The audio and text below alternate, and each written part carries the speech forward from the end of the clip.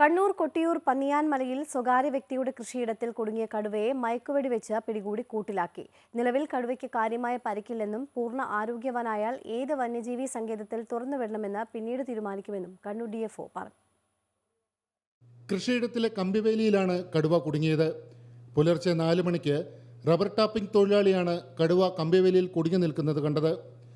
കണ്ണൂർ DFOയുടെ നേതൃത്വത്തിൽ വയനാട്ടിൽ നിന്നുള്ള വിദഗ്ധ സംഘമെത്തിയാണ് കടുവയെ മയക്കുവെടി വെച്ചത്. പിന്നീട് കൂട്ടിലേക്ക് മാറ്റിയ കടുവയെ ആറളം വന്യജീവി സങ്കേതത്തിലെത്തിച്ചു.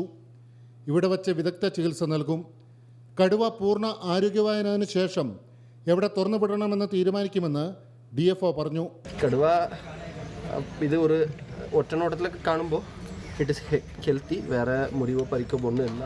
അത് പൂർണ്ണ ആരോഗ്യവാനായതിനു ശേഷം അത് എവിടെ വിടണം എന്നുള്ളത് മിക്കവാറും വന്യജീവി സങ്കേതങ്ങളിലും നമുക്ക് കൊണ്ടുപോയി വിടുന്നതാണ് നമ്മുടെ ഒരു പ്ലാൻ ആയിരിക്കും. കടുവ കമ്പിവേലിയിൽ നിന്നും രക്ഷപ്പെട്ട് പുറത്തേക്ക് ചാടാൻ സാധ്യതയുള്ളതിനാൽ ഈ പ്രദേശത്തേക്കുള്ള റോഡുകൾ അടച്ച ശേഷമാണ് കടുവയെ മയക്കുവെടി വെച്ചത്.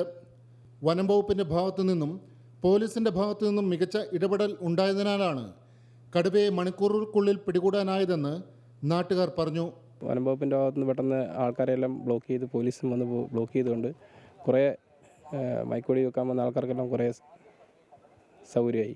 വനം വകുപ്പിൻ്റെ ഭാഗത്തുനിന്ന് നല്ല സപ്പോർട്ട് ഉണ്ടായിരുന്നു. അതാണ് ഇത്രയും പെട്ടെന്ന് കൊണ്ടുപോകാൻ കഴിഞ്ഞത്. ഇത്രയും പെട്ടെന്ന് കൊണ്ടുപോകാൻ കാരണം വനം വകുപ്പിൻ്റെ നല്ല ഇടപെടലാണ്. ആറളം വന്യജീവി സങ്കേതത്തിനടുത്തായതിനാൽ സ്ഥലത്ത് സ്ഥിരമായി വന്യമൃഗശല്യം ഉണ്ടെന്നാണ് നാട്ടുകാർ പറയുന്നത്. അമൃത ന്യൂസ്, കണ്ണൂർ.